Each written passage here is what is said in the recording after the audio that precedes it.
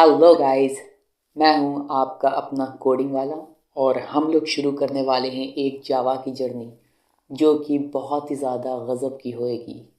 हम लोग शुरू करेंगे ज़ीरो से हीरो बनेंगे। पहले तो हम लोग जावा से शुरू करेंगे बिल्कुल बेसिक से कि ताकि आपके प्रॉपर समझ में आए, और हम लोग जाएंगे एडवांस लेवल तक जिसमें कि हम लोग कवर करेंगे पूरा का पूरा स्प्रिंग बूट का टॉपिक, हाई इन टॉपिक जो भी स्प्रिंग बूट के होंगे, validation, security, spring JWT tokens, किस तरीके से हम लोग अपने थर्ड पार्टी इंटीग्रेशन करते हैं, ईमेल इंटीग्रेशन करते हैं, व्हाट्सएप इंटीग्रेशन करेंगे, API बिल्ड करेंगे। बट उससे पहले सबसे पहले बिगिनिंग करते हैं शुरुआत से, जो कि होगा बेसिक हमारा जावा। तो बेसिक जावा में हम लोग शुरुआत करेंगे बिल्ड करने से एक सिंपल सा प्रोग्राम। ज़्यादा थ्योरी के ऊपर मैं बिल्कुल बिलीव नहीं करता हूँ, थ्योरी भी बताएंगे, बट फर्स्ट ऑफ ऑल हम लोग सीधे सीधे स्टार्ट करेंगे अपने कोर कॉन्सेप्ट से, जो कि होगा कोडिंग। सो सबसे पहले हम लोग गूगल खोलेंगे, ओपन JDK, ठीक है, जो भी वर्जन आपको चाहिए, 8, 11, तो ओपन JDK, ओपन लॉजिक के थ्रू हम लोग कर सकते हैं डायरेक्ट। और राइट, यहाँ से आर्किटेक्चर सेलेक्ट करके अपना ऑपरेटिंग सिस्टम सेलेक्ट करेंगे, आर्किटेक्चर सेलेक्ट करेंगे और जावा पैकेज सेलेक्ट कर लेंगे और हमारा यहाँ से डाउनलोड कर लेंगे। उसके बाद डायरेक्ट हम लोग इंस्टॉल कर लेंगे। अभी यहाँ पे डेव आ रहा है, PKG आ रहा है, ये क्योंकि हमने ऑपरेटिंग सिस्टम नहीं सिलेक्ट किया है। विंडोज़ से सिलेक्ट करेंगे तो यहाँ MSI इंस्टॉलर आएगा, डायरेक्ट इंस्टॉल कर लेंगे। JDK होने के बाद हम लोग अपना Eclipse for Java development, Eclipse IDE download कर लेंगे यहाँ से साइट।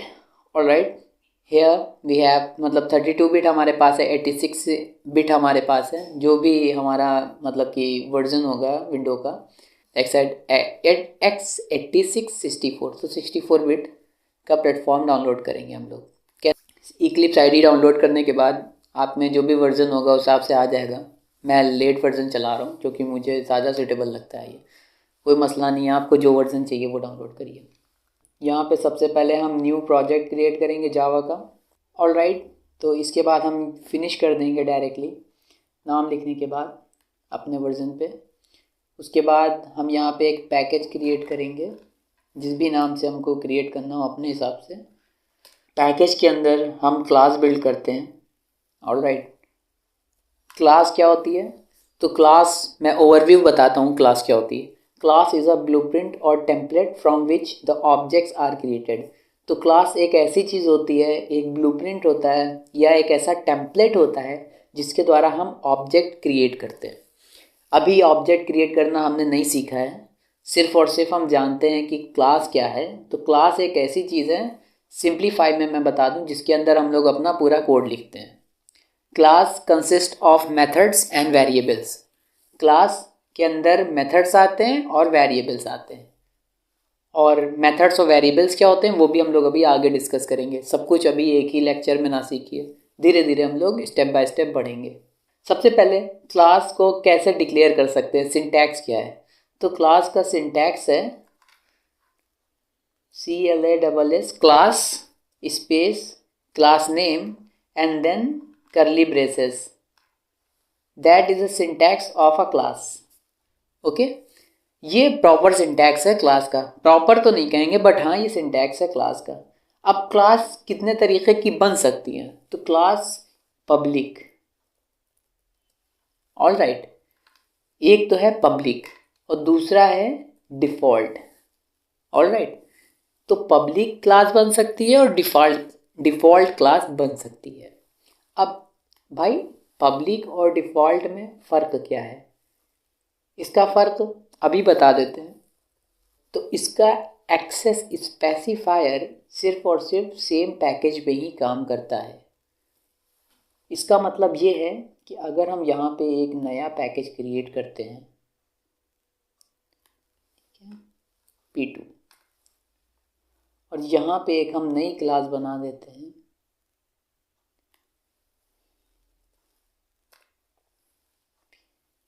अब अगर इस क्लास को उस क्लास के साथ बाउंड करने की कोशिश करेंगे, जोड़ने की कोशिश करेंगे, तो हम लोग एक कीवर्ड का यूज़ करते हैं।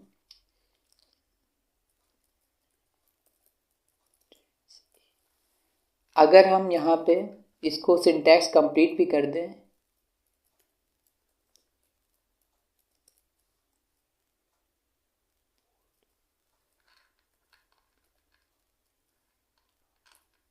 स्टिल यहाँ पे एरर आ रही है कि भाई p1.a जो है वो हम ढूंढ नहीं पा रहे हैं, क्योंकि उसका जो स्कोप है, उसका जो दायरा है, वो डिफ़ॉल्ट कर दिया गया है। अभी जब एक्सेस स्पेसिफायर बताएंगे तो ये सब चीज़ों को मैं फिर से बताऊंगा, तो ये अच्छे से क्लियर हो जाएगा। फ़िलहाल इस चीज़ों को छोड़ देते हैं और दूसरी तरफ फोकस करते हैं अपने सिंप्लीफाई चीज़ों के ऊपर। तो आई थिंक सो अभी मुझे ये चीज़ नहीं बतानी चाहिए थी, बाद में बताएंगे। फ़िलहाल यहाँ पे पब्लिक लिख के काम चलाते हैं। ऑलराइट, अब हम देखेंगे मेन मेथड बनाना, क्योंकि हमारी क्लास तैयार हो चुकी है। मेन मेथड किस चीज़ का नाम है, ये मेन मेथड कौन सी भला है? तो मेन मेथड का हमारा सिंटैक्स होता है public static void main string gs arguments, and then we will pass down the something just like system dot out dot println, and here we will write down the hello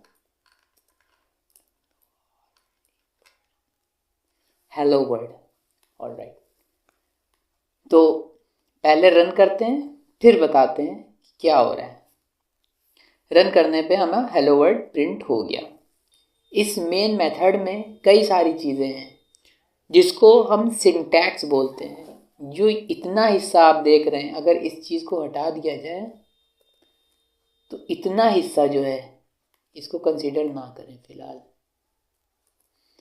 तो इतना हिस्सा है, ये syntax है। आपको ये चीज़ same रखनी है, तभी ये मेथड एग्जीक्यूट करेगा। हाँ, इसमें थोड़ा सा है कि इसको चेंज कर सकते हैं, उसके बावजूद मेथड एग्जीक्यूट कर जाएगा। Alright, still method will be execute, but आप ये जो सिंटैक्स दिख रहा है और साथ में ये करली ब्रेसेस और ये सब, इनको आप चेंज नहीं कर सकते। अब बात करते हैं पब्लिक क्या है। तो पब्लिक एक्सेस स्पेसिफायर है। एक्सेस स्पेसिफायर भी कई तरह के होते हैं हमारे पास। सबसे पहले हमारे पास होता है प्राइवेट, एंड देन हमारे पास होता है प्रोटेक्टेड, देन हमारे पास होता है डिफ़ॉल्ट, एंड देन हमारे पास होता है पब्लिक। दैट मीन हमारे पास प्राइवेट एक्सेस स्पेसिफायर है, हमारे पास डिफ़ॉल्ट एक्सेस स्पेसिफायर है, हमारे पास प्रोटेक्टेड एक्सेस स्पेसिफायर है, और हमारे पास पब्लिक एक्सेस स्पेसिफायर है। तो ये 4 तरीके के एक्सेस स्पेसिफायर हमारे पास होते हैं। हम लोग आगे देखेंगे कि ये कैसे काम करते हैं और इनका स्कोप कहाँ तक की डिफ़ाइन होता है। उसके बाद हमारे पास एक स्टैटिक कीवर्ड है। स्टैटिक कीवर्ड क्या होता है? That static is belong to the class common memory. Whenever कहीं भी स्टैटिक लग जाता है, चाहे वो स्टैटिक ब्लॉक हो जाए, चाहे वो स्टैटिक इनर क्लास हो जाए, चाहे वो स्टैटिक मेथड हो जाए, चाहे वो स्टैटिक वेरिएबल हो जाए, तो वो चीज़ बिलोंग करती है क्लास की कॉमन मेमोरी के साथ। अभी मेरी बातें हो सकता है आपके समझ में ना आ रही हूँ, बट कोई बात नहीं, जैसे जैसे हम लोग आगे बढ़ते जाएंगे बहुत सारी चीज़ें सीखेंगे। अभी तो शुरुआत है बस। तो स्टैटिक क्या होता है? स्टैटिक बिलोंग करता है क्लास की कॉमन मेमोरी के साथ। मतलब लेमन टर्म में समझिए, सिंपल फॉर्म में समझिए, जिस भी चीज़ के आगे स्टैटिक लग जाएगा उसका ऑब्जेक्ट क्रिएट नहीं होगा। जिस भी चीज़ के आगे स्टैटिक लग जाएगा उसका ऑब्जेक्ट क्रिएट नहीं होगा। तो ऑब्जेक्ट क्रिएट नहीं होगा तो कॉल कैसे करेंगे? कॉल करेंगे बाय क्लास नेम। उसके बाद हमारे पास है void। void का मतलब है एक ब्लैंक, दैट मीन जिसका रिटर्न टाइप कुछ भी नहीं है। ये void एक रिटर्न टाइप है। जब भी void होता है तो इसका रिटर्न नन होता है। नन का मतलब मैं यहाँ पे नल नहीं बोल रहा हूँ, NULL की बात नहीं कर रहा हूँ। मैं यहाँ पे एक स्पेसिफिक वर्ड यूज़ कर रहा हूँ, नन, NON, नन। नन का मतलब है कि यहाँ पे कुछ भी नहीं होता है, ब्लैंक होता है। सिंप्लीफाई में मैं बोलूँ तो इसका मतलब ये रिटर्न नथिंग करेगा। ऑलराइट, अगर यहाँ पे इंट होता, वैसे ये सिंटैक्टिकली गलत है, देन ये रिटर्न कुछ कर सकता था, बट क्योंकि यहाँ पे इंट नहीं है इस वजह से ये रिटर्न कुछ भी नहीं करेगा। और अगर कुछ भी रिटर्न नहीं कर रहा है तो रिटर्न स्टेटमेंट लगाना मैंडेटरी नहीं है। ऑलराइट, सो ये void है और मेन हमारा एंट्री पॉइंट है। दैट मीन ये इन्वोक करता है। इन्वोक का मतलब है कि भाई मेन मेथड जो है एक ऐसा मेथड है जो सिंटैक्टिकली डिफाइन कर दिया गया है आपके JVM में कि भाई जब भी ये मेथड रन करे तब आप इन्वोक कर दो, इसके अंदर जो भी डेटा हो रन करा लो। ठीक है, ये सिंटैक्टिकली डिफाइंड है, एंट्री पॉइंट मेथड है फिलहाल के लिए, और मेन मेथड से पहले कोई भी मेथड रन नहीं कर सकता फिलहाल के लिए। ओके, इसके बिना कोई भी मेथड रन नहीं करेगा। That is the main method. उसके बाद हमारे पास है स्ट्रिंग। स्ट्रिंग एक टाइप का डेटा टाइप है और ये स्ट्रिंग एक क्लास भी है। और ये स्ट्रिंग क्लास कहाँ पाई जाती है? ये हमारी क्लास पाई जाती है java.lang के अंदर। और जो आगे ये चीज़ लगी हुई है ये टाइप ऑफ एरे है। इसका मतलब होता है एरे। तो ये स्ट्रिंग टाइप के एरे को टेक कर सकता है हमारा मेन मेथड। इसके अंदर मैंने जो रिटर्न स्टेटमेंट लिखा था, सिस्टम एक ऐसी क्लास है जो कि java.utilpatch के java.lang के अंदर आती है और ये सिंस 1.0 है, मतलब लेगेसी क्लास है। इसके अंदर println एक मेथड है जो कि यूज़ होता है वर्ड को प्रिंट कराने के लिए हमारे स्ट्रिंग टाइप के। इसके बाद सेमी कोलन से हम अपना मेथड का जो स्टेटमेंट होता है उसको टर्मिनेट करते हैं और पूरा जब हम करली ब्रेसेस के साथ हमारे मेथड को टर्मिनेट करते हैं। उसके बाद हम दूसरे करली ब्रेसेस के साथ अपने क्लास को टर्मिनेट करते हैं। जितने करली ब्रेसेस ओपन होते हैं सेम उतने ही करली ब्रेसेस क्लोज होते हैं। तो ये था हमारा फर्स्ट लेक्चर। होपफुली आपको एक एक चीज़ डिफ़ाइन करने की कोशिश की है क्या से क्या होता है। शायद थोड़ा सा टिपिकल हो गया होगा, अभी बहुत सारी चीज़ें इसमें नहीं बताई गई हैं, बहुत सारी चीज़ों को छुपाया गया है ताकि कन्फ्यूज़न ना क्रिएट हो। और जैसे जैसे हम लोग आगे बढ़ेंगे हम लोग बहुत सारी चीज़ें एक्सप्लोर करते जाएंगे और सारी कन्फ्यूज़न को दूर करते हुए अच्छे से जावा पढ़ेंगे। तो ये हमारी स्टार्टिंग है। और अगर आप लोगों को क्लास पसंद आई हो पहली तो प्लीज़ लाइक करिएगा और इसको ज़्यादा से ज़्यादा लोगों में पहुंचाने की कोशिश करें कि शायद कई सारे लोग सीखना चाहते हों बट हो सकता है किसी रीज़न से नहीं सीख पा रहे हों, या कोई भी डेप्थ व्यू नहीं दे पा रहा हो, या कोई भी आपके एक्सपेक्टेशंस को नहीं पा रहा हो। तो उनके लिए ये मैंने क्लासेस शुरू करी हैं।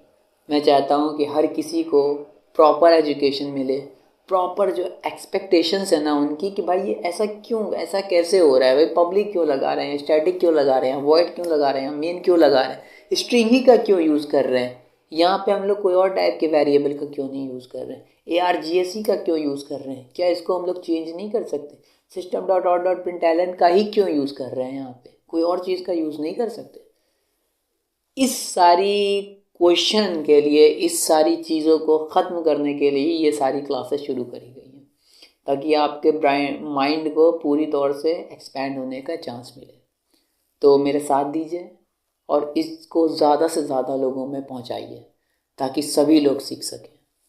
तो शुक्रिया गाइस, और मिलते हैं आपसे अगले वीडियो में, जिसमें हम इसके बाद और चीज़ों को इलैबोरेट करेंगे, वेरिएबल्स को एक्सप्लेन करेंगे, आपको एक्सेस स्पेसिफायर बताएंगे, टाइप्स ऑफ स्टैटिक बताएंगे, ठीक है। मेन मेथड को क्या हम लोग ओवरराइड कर सकते हैं, नहीं कर सकते हैं, ओवरलोड कर सकते हैं, नहीं कर सकते हैं, स्टैटिक मेथड क्रिएट करे जा सकते हैं, नहीं किया जा सकता है, क्या क्लास को स्टैटिक बनाया जा सकता है, नहीं बनाया जा सकता है, क्या वेरिएबल को स्टैटिक किया जा सकता है, करेंगे तो क्या होगा, नहीं करेंगे तो क्या होगा, हर चीज़ का जवाब मिलेगा आगे आने वाली वीडियोज़ में। तो साथ दें, जब तक के लिए bye bye, thank you so much guys, have a good day.